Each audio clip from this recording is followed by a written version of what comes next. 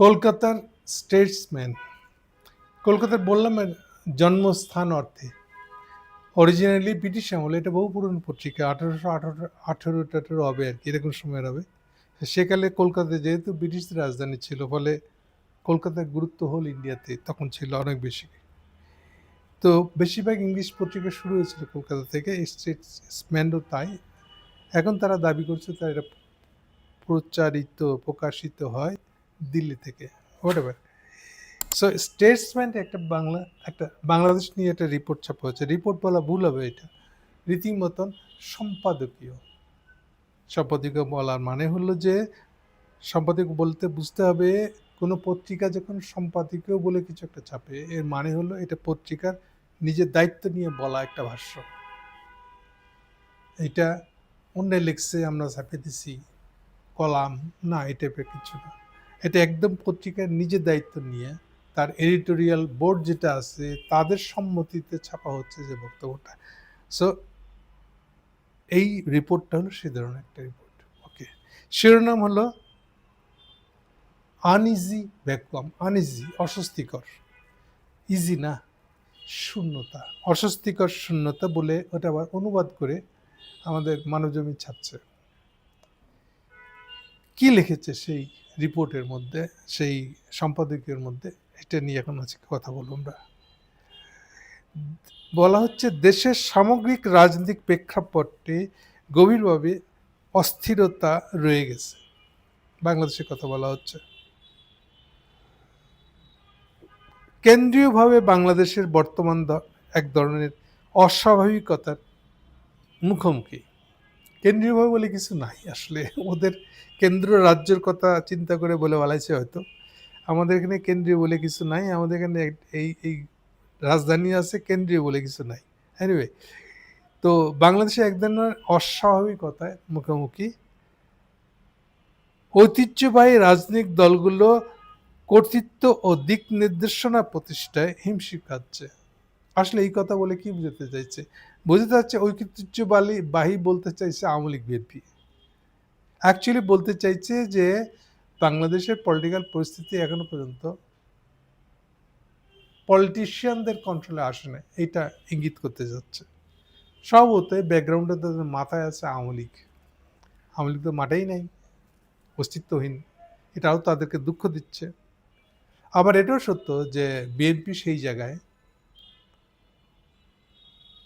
রাজনৈতিক দল হিসেবে নিজেকে নিজের জায়গায় প্রতিষ্ঠা করতে পারছে নিজেকে না, সেই সমস্যাও আছে। এটা কোনোভাবেই কেউই মানবে না যে এটা সেই যে কালে আওয়ামী লীগের শাসন ছিল সেকালের যে বিএনপি, এটা সেই বিএনপি না। অন্তত ইভেন যদি 2014 সালের আগের বিএনপি বলি, না, এটা সেই বিএনপি না যেই বিএনপিকে বাংলাদেশের মানুষ চিনে। ইন্ডিয়ানরা খুশি হতে পারে যে এই বিএনপি এখন অনেক বেশি আওয়ামী লীগ হয়ে উঠতে চাচ্ছে, তাতে ইন্ডিয়ানরা খুশি হতে পারে। কিন্তু এটাকেই হয়তো সে বলেছে যে এই দলগুলো কর্তৃত্ব ও দিক নির্দেশনা প্রতিষ্ঠায় হিমশিম খাচ্ছে, মানে বাংলাদেশের রাজনীতির উপরে কন্ট্রোল প্রতিষ্ঠায় হিমশিম খাচ্ছে বলা যায়। অবশ্যই হিমশিম তো খাবে। আপনি রাজনীতি বদলায় বেলাবেন, বিএনপি হয়ে যাবে আওয়ামী লীগ, তাহলে কর্তৃত্ব প্রতিষ্ঠায় হিমশিম খাবেন না? খাবেনই তো। আর ক্রমবর্ধমান মেরুকরণ পরিস্থিতিকে আরো জটিল করে তুলছে। এই মেরুকরণ, এই শব্দটা ওরা যা বলতে চায়, এরপরে আমরা বুঝতে পারবো কেন মেরুকরণ বলছে। মেরুকরণ বলছে এই কারণে যে তাদের একটা কমন দাবি, হোল ইন্ডিয়ায় মোদির কমন দাবি।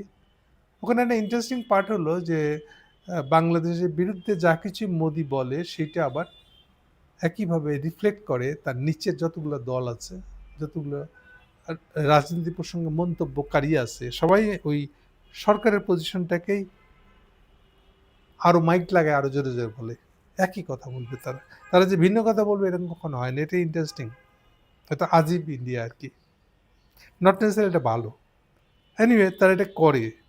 সো যেহেতু মোদি বলে দিচ্ছে যে বাংলাদেশে এখন সব ইসলামিজম হয়ে যাচ্ছে, সো তারই একটা আন্দাজ এই রিপোর্টের মধ্যে, এই সম্পাদকের মধ্যেও আছে। আমরা সেদিকে যাচ্ছি এখন ক্রমশ।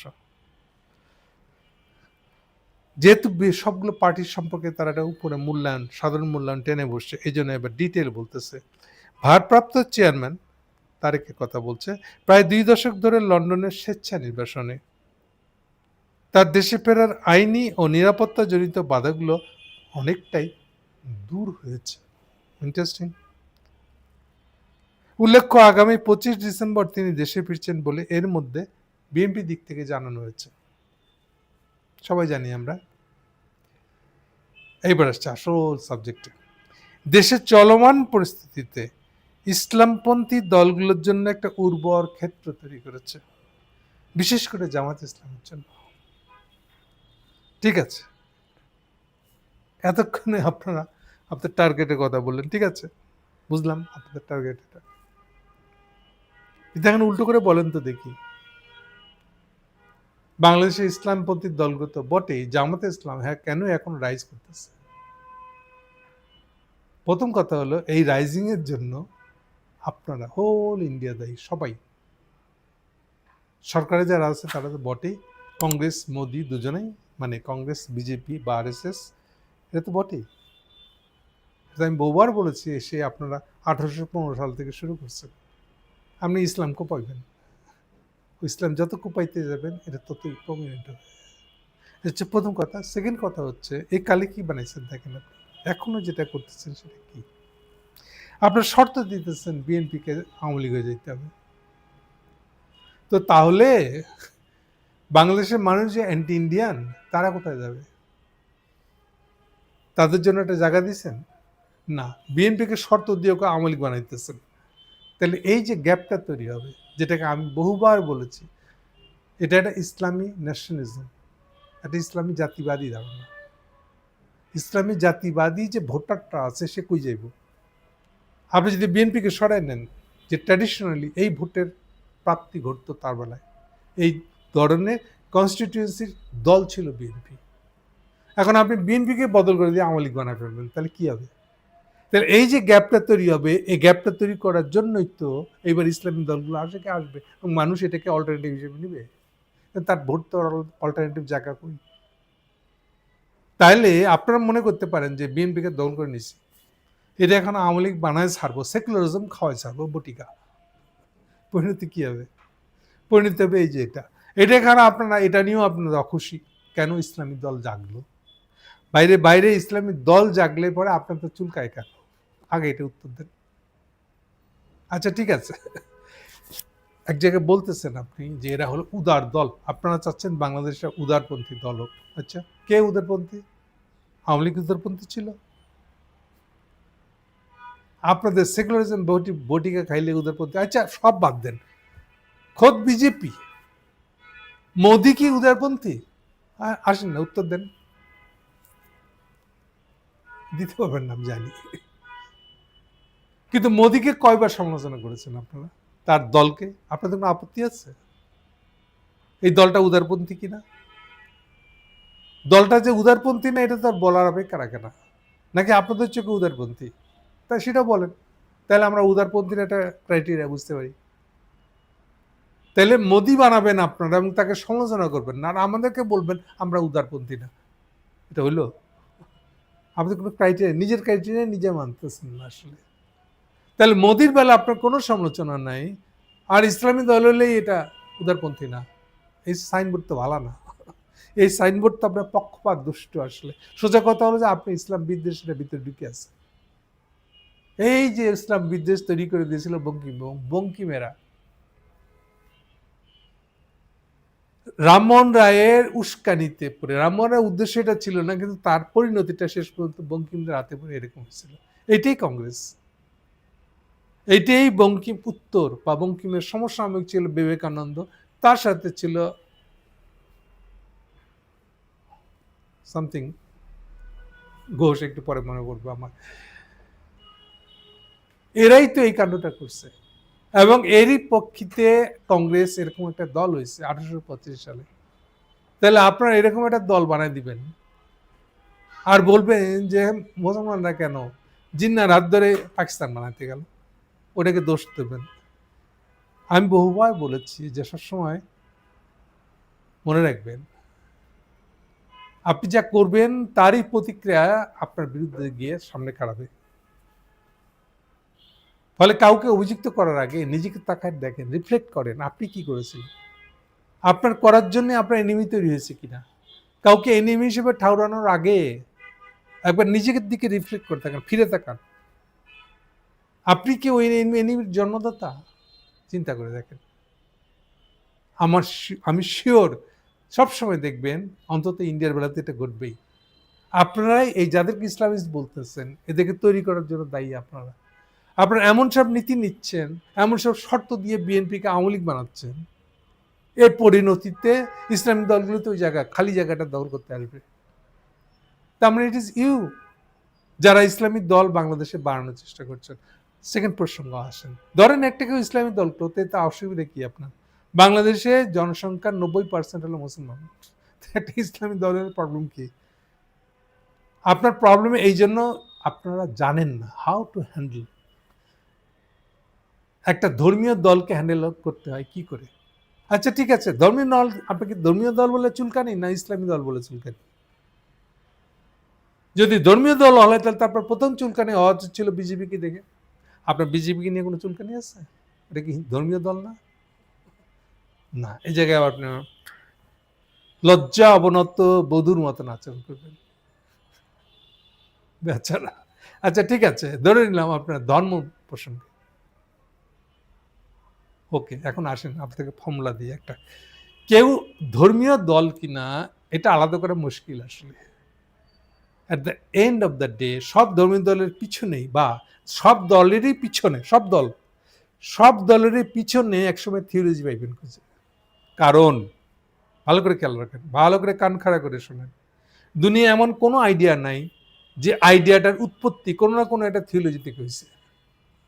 আমি আবার বলতেছি, সব আইডিয়ার উৎস হবে একটা থিওলজি। কেন ভুলে যাবেন না, দুনিয়ার হিস্ট্রি যদি ৬,০০০ বছর ধরি, আমরা কোন দুনিয়া, কৃষিকাজ থেকে শুরু হওয়া যে দুনিয়া, তার যদি ৬,০০০ বছর ধরি, প্রথম ২,০০০ বছরে কোনো অর্গানাইজ রিলিজিয়ন বলতে কিছু ছিল না, এরপরে ছিল। এরপর থেকে দুনিয়াকে চালাইছে, হিউম্যান সোসাইটিকে হাত ধরে নিয়ে হাঁটাইছে, চলাইছে, চলতে বাধ্য সুযোগ করে দিয়েছে যারা, এরই হলো থিওলজি। কতদিন?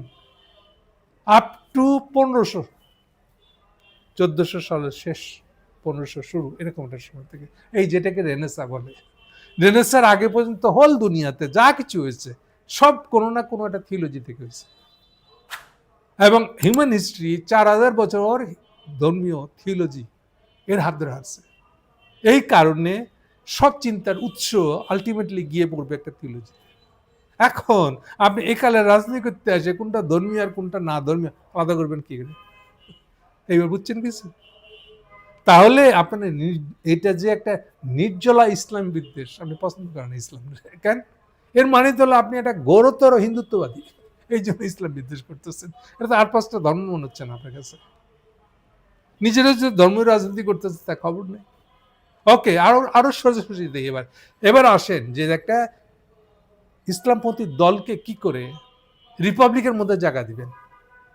সোজা বুদ্ধিটা শোনেন, এটা সম্ভব এবং এটাই পথ আসলে। ওকে আপনি বলে দেন কি করতে পারবে আর কি করতে পারবে না, সিম্পল, এবং সে রাজি হয়ে যাবে। খালি তাদেরকে পারবেন না যেসব ইসলামী রাজনীতিগুলো সশস্ত্র, তো ওরা তো আপনার ইলেকশনের রাজনীতিতে আসবে না, রিপাবলিক রাজনীতিতে তারা আসবে না, তো ফলে ওটা এমনিই বাদ। ওরা নিজেরাও চায় না যে তারা আসবে, বা এর কন্টেন্ডারও না হারা। তাহলে মূল জিনিসটা বাদ, যেহেতু আপনি জানেন না, সারা জীবন একটা বিদ্বেষী রাজনীতি করে গেছেন, এই জন্যে এই সমস্যাটা হয়েছে। সো বাংলাদেশে ইসলামী রাজনীতি বাড়ছে কি কমতেছে, এর পিছনে প্রথম অবদান হচ্ছে আপনাদের। আর দ্বিতীয় অবদান হচ্ছে এই যে আপনাদের অজানা জিনিসটা, বিদ্বেষ তো আছেই, অজানা জিনিসটার কারণে আপনি বাংলাদেশকে একটা কলুষিত বানায় ফেলতেছেন। ধর্ম শুনলে এটা চুলকানি শুরু হয়ে যাচ্ছে আপনাদের। আগে শিখলে সমাধান করেন। আপনার ইন্টারেস্টটা, আপনি একটা হিন্দুত্ববাদী দল আওয়ামী লীগকে বানায় ফেলাইতেছেন আপনাদের দল, তো এটা বাংলাদেশে অ্যালাউ করবে আপনাদেরকে? কখনই করবে না। সো কাউকে এনিমি ভাববার আগে চিন্তা করে দেখেন ওই এনিমিকে আপনি মানেছেন কিনা।